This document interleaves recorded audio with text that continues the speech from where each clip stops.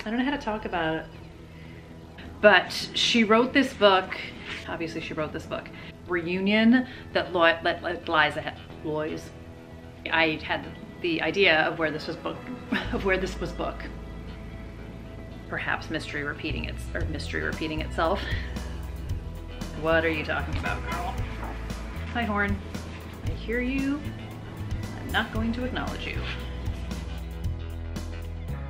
Hi everybody, it's Audrey and welcome back to Chapter and Converse, and welcome to part 2 of what I read in November. So I will post part 1 in all the obvious places in case you guys missed it, and I'm very happy to say I had a really good reading month. And if you guys follow me, you know I did National Novel Writing Month in November, so I did struggle a little bit physically reading books, and I leaned really heavily on audio.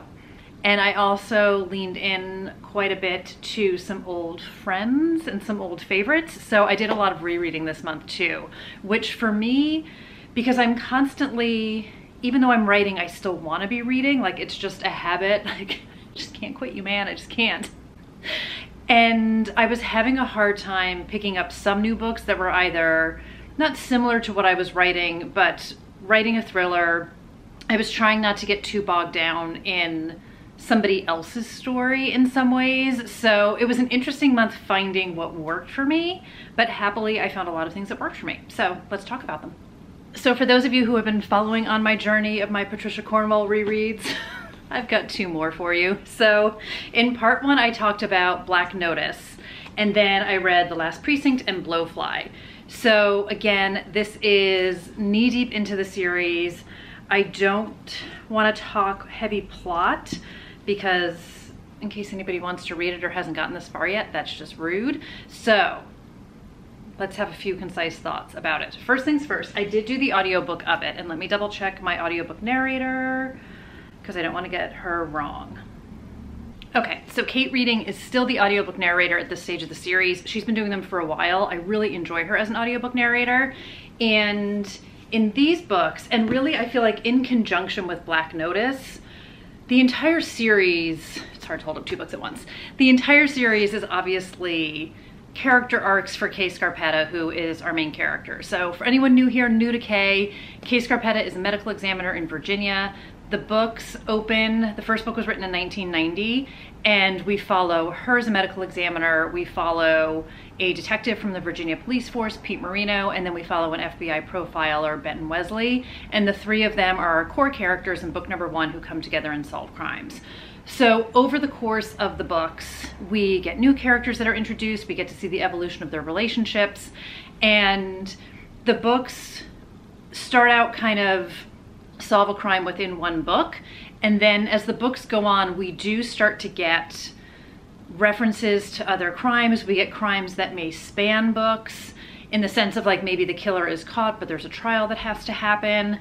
We get a lot of reflection back, which I really enjoy. So it's a really well done series in that we are getting to see these characters as they grow and as they change, or maybe as they don't grow and they don't change, and how the events of each book have lasting impacts on them. And if they are sort of doing well in one book, maybe 2 books later something might happen, then they backslide. And it's just a very interesting, to me, very human portrayal of these characters. It feels very realistic up until this point.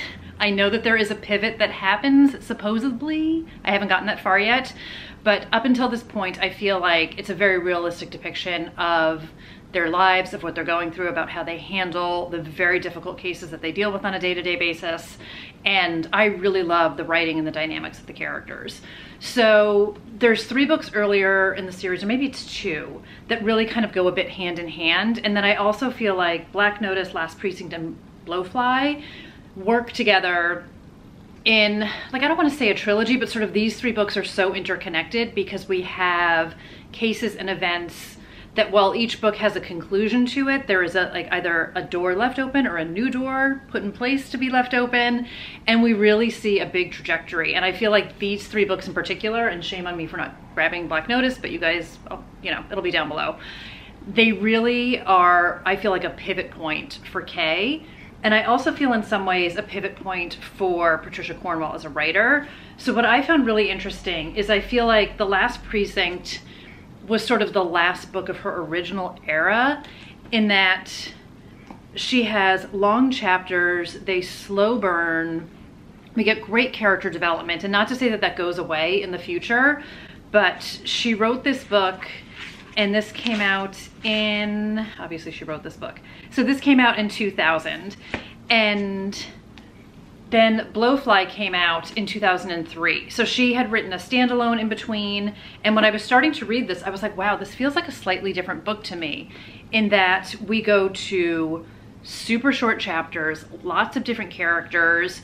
We are literally traveling all over the place, and there's a lot going on in this book. And it felt almost like whiplash going from this slow burn into something that's, all the books have like mystery and intrigue, but this one just felt so much more fast paced. Like I was like reading on fast forward. I was actually reading on a slower speed because there were so many different things happening. So let me just give you like a little bit of, you guys are probably like, what are you talking about, girl? So this book is 449 pages and there are 34 chapters in it. Blowfly has 385 pages in it, at least in this edition that I have, and 124 chapters. So just to give you a sense of how she has moved into what I feel like the publishing industry was changing, and maybe even the audience demand was changing, into these quick, fast beats. So not to say that that made it a bad book, but it felt like a real shift stylistically. So I was listening to her Pub Day interview that she did with Jamie Lee Curtis for Livid, which came out in October. And Patricia Cornwell was talking about how she couldn't get away with writing the books she wrote back in the 90s today because the audience attention span isn't there. So I almost feel like she was even maybe playing a bit and trying something new here. But all in, and I say this every time, I'm like, I'm gonna take a break. I'm very much enjoying the series, but I'm gonna take a break from it. But is anybody gonna be surprised that I'm like, but I already pulled Trace off my bookshelf, which is the next book in the series. Because again, we get resolution, but we also have doors open, and not in like an irritating cliffhanger way, which some books can do. But I think, I don't know, I kind of want to know what happens next again. So in my reread journey, I have read this book as well. Again, I read it when it came out. This book came out in 2004. And I would guess to say that I read it like right when it came out or not long afterwards. There are some dog earring in this. I also see some red pencil underlining in this. So I was at my finest, but I'll say it again. If you're not reading the Patricia Cornwell series, I just think these are such wonderful books and I just love them so much. So the journey continues. Next up is Jackal by Erin E. Adams. So if you guys saw my favorite debuts, you already got a little bit of a sneak peek of my feelings about this book, which is, in a few words, I loved it. I absolutely loved it. So I had heard about this book kind of like right before I met up with Sarah from Sarah's Nightstand in New York back in October.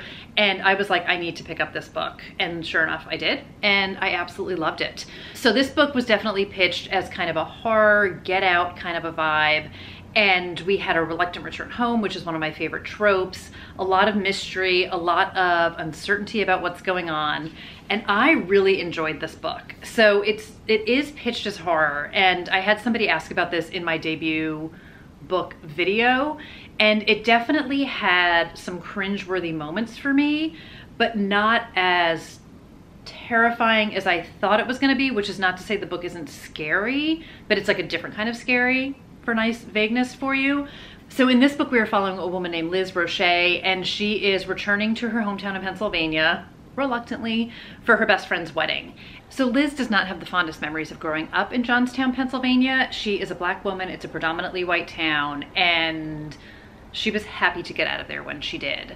So super interesting. There's an author's note at the back of the book. So Johnstown is a real town in Pennsylvania, and Erin E. Adams actually lived there when she was growing up. And it has a very interesting history, which I knew nothing about, which is woven into this book and woven into this story. So I didn't realize it was a real town, which is probably gonna make me sound like a boob, but until the end. But I really enjoyed that part of it and learning that it actually was factual history, but a little bit of a sidebar there. But anyway, Liz is coming back for Mel's wedding. Mel is her best friend. So on the night of the wedding, Liz is watching Caroline, who is Mel's daughter. So Mel and her now husband have been together for a long time. They obviously have a child together. And Caroline winds up disappearing from the reception. And all Liz can find is a piece of her torn dress, which is covered in blood. And sure enough, she's gone missing into the woods. So as Liz is trying to find out what happened to Caroline, you know, the police are on the case, everyone is trying to find her, she starts to find out that the town has a very dark history. And when they were in high school, there was one other black girl in her class, a girl named Keisha, who went missing in the woods one night. She walked off with an older boy and she was not seen again that night, and then was later found torn open with her heart missing. And the case was never solved. So Liz is starting to get concerned that there is a connection to what happened back then, and a case of perhaps history repeating itself. A case of history repeating itself. So I enjoyed the structure of this book, which was a little bit unique in that, like, there are some chapters that have a right justification on the page. So it's almost like you're reading poetry in some ways. And then we wind up getting multiple POVs. And this is one of these books, and I talked about this in my debut author video that I did, debuts that I love. And I have been enjoying books that have me like a little off kilter to start with. So I feel like in a lot of books, you get the groundwork, you know who's who, you know what's what, you know where you are. And I have read some books over the course of this past year where there's a little bit of uncertainty of what's going on. Like, you are in the dark on purpose on things, and it's almost like reading in the dark in some ways, but it all comes together in the end. And I really liked how, again, in retrospect, you know, breadcrumbs are there, dots are there, but I really liked what felt like a degree of uncertainty about what was happening in a lot of ways. And again, I hesitate to say anything because I don't want to give anything away. I definitely feel like this is a book you need to experience on your own, like experience the uncertainty on your own. But I really enjoyed it. And there are connections through astronomy, which is really interesting. And I really feel like her choices for how to tell this story were really interesting. But in terms of being scared of, like, I can't sleep at night because something terrifying happened, like when I watched Friday the 13th at like a sleepover many years ago and couldn't sleep. It wasn't that kind of scary, but it's one of these books where I feel like the world can be a very inherently scary place. So it was like that kind of unsettling fear is how I felt reading this book. But there definitely were a couple of scenes that were physically gruesome. And without fail, I was eating during one of them because of course I was. And she definitely has a very vivid writing style. So there was not any question about what I was seeing. And it's sort of like when I talked about House of Hollow by Crystal Sutherland, such a fantastic book. But this was another one of those books where I felt like I could see it and I could smell it and you were just in it. Like, Erin E. Adams puts you in those spots, puts you in Liz's shoes, and like, you are Liz, you are seeing what she is seeing, you are feeling what she is feeling, you are smelling what she is smelling, and it's not always things you want to see, hear, or smell. So really well done. This was her debut, obviously, because I said it was in my debut video, and I just loved it so much. So I'm really excited to see what she does next, and I definitely think it's worth checking out. Big fan. And then the last book I read was also a reread for me. So I reread Lock Every Door by Riley Sager. If you guys know me and follow me, you know I am a hardcore Riley Sager fan, and I have been since I read Final Girls back in the day. And I had started to reread his books. So originally earlier this year, I was like, I'm gonna reread everything before The House Across the Lake comes out in July, end of June, I think it came out. I did not do that because I've said it before, I'll say it again. As soon as I make a TBR, it goes out the window. So I did not wind up doing that, but I picked it up now because I was craving the familiar. I was looking for a reread, and I was like, you know what, it would be great. Let me go back to Riley Sager. I did this on audiobook this time around, and I really enjoyed it. So the audiobook narrator's name is Worst prepared booktuber. So Dylan Moore is the audiobook narrator for Lock Every Door, and she was great. I thought she did a tremendous job as Jules. So in this book, we meet Jules Larson, who is, she's having a week. She's really having a week. She has lost her job. She has caught her boyfriend, who she lives with, cheating on her in their apartment, and she doesn't have a lot of money. She doesn't have a lot of options. She doesn't have any family. So she winds up crashing on her friend Chloe's couch, but she doesn't want to be the girl who's crashing on her friend's couch. So while Jules is looking for a new job, she sees this opportunity to be an apartment sitter at the Bartholomew, which is this legendary apartment building on the Upper West Side, very much like the Dakota. And it overlooks Central Park, and it is storied for its mystery and the famous people who live there, and there's been some scandal there. But the deal is, like, she can get $12,000 for 3 months to apartment sit. Who wouldn't do that? Like, best deal ever, too good to be true. And my girl, it is too good to be true, of course. So there are a couple weird rules, like you can't have any visitors, you can't spend a night away from the apartment, and you are not to speak to or bother any of the residents, who again are these very rich, maybe low-key famous people who are very protective of their privacy. But again, Jules is like, no big deal, it's 12 grand, and I get to live in this duplex penthouse apartment overlooking Central Park, which also is the building which is featured in her favorite book from her childhood.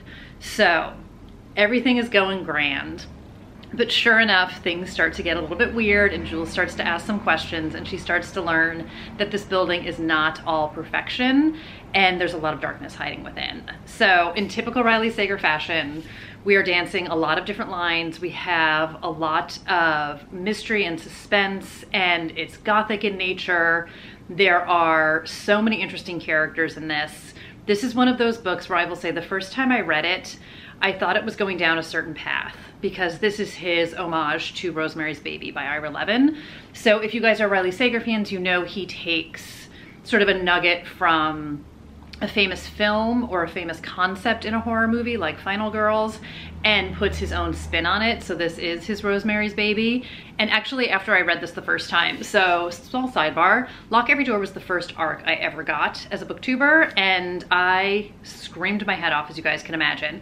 And when I saw that it was, he dedicated this to Ira Levin, I had never read Rosemary's Baby, but I just knew the core concept of it. I actually wound up reading it after I read Lock Every Door, and I just had ideas of what this book was going to be. And what I love about Riley Sager is he plays on the fact that you know the tropes and you think you know, but you have no idea. So what I also found really interesting, so I of course totally enjoyed this the first time around. I feel like that should be obvious because I'm obsessed with him, but I got so many like different and other things out of it this time, and it's very hard to talk about without talking spoilers, so I'm not going to talk details in that sense. But I get this question all the time, and I talked about this when I posted this on Instagram, is like, how do I reread? Like, how can you reread books if you already know the ending? Or like, why do you reread books? And for me, it is very much no different than rewatching a TV show or a movie, or maybe playing a song on repeat like Taylor Swift's Mastermind these days. But I love understanding how a story was put together, like writer hat on. I love looking for the clues. I love looking to see what the writer has done. And I also firmly believe that books find you when they're supposed to find you, and that depending on where you are in your life, books can hit you in very different ways. And I am not the same girl I was in 2018 when I read this, 2019 when I read this. And you know, things have changed and things have happened, and I've experienced different things since then. And there were elements of this book that did not resonate with me the first time I read it, that this time around I was like, wow, like I really understand this part, I really feel this part. And not that I didn't think they were authentic the first time around, but I had not had that experience at the time. So this time around, I really related to different things, and I love that. Like, I just absolutely love that about books. And I thought it was great. I just thought it was absolutely great. I'm such a huge fan of his. I think if you are a fan of that New York City setting, you know, like I said, it's got gothic vibes to it. The descriptions of the apartment building are just so spot on. It's just so great. He creates such a terrific atmosphere in his books, and I just loved it so much. So huge fan. I had of course forgotten some of the, you know, little intricacies in between and the plot and the storyline, and I really loved, because obviously I did know the ending going into it, seeing all those clues planted along the way, and I was so, like, every time I saw one, I was like, oh, it's right there. Like, it's literally staring me in the face and I'm not seeing it, and I just love that so much. So, huge fan, terrific reread, and my journey with him is going to continue at some point. So just a sneak peek of what's to come in December. I started to read The Widowmaker by Hannah Morrissey at the end of November. I finished it in December, so I'm not going to talk about it until then. But if you guys follow me on the Instagram, then you will know that I totally loved this book. So this one just came out on December 6th. I also had the arc of this, which was just great.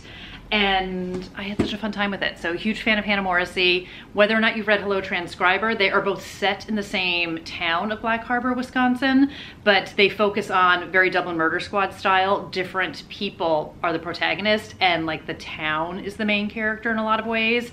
So you can read Widowmaker first and then go back to Hello Transcriber, or do it the other way around. And I just think you can't go wrong with either one. So more to come on that in December. I'm missing my basket here, but thank you guys so much for watching today and being here and hanging out and doing all the fun things. And I will talk to you guys soon in another video, but let me know what you read this month, favorites, if you've read any of these, thoughts, feelings, all the fun stuff down below, and I'll talk to you there too. So until next time, take care everybody. Bye.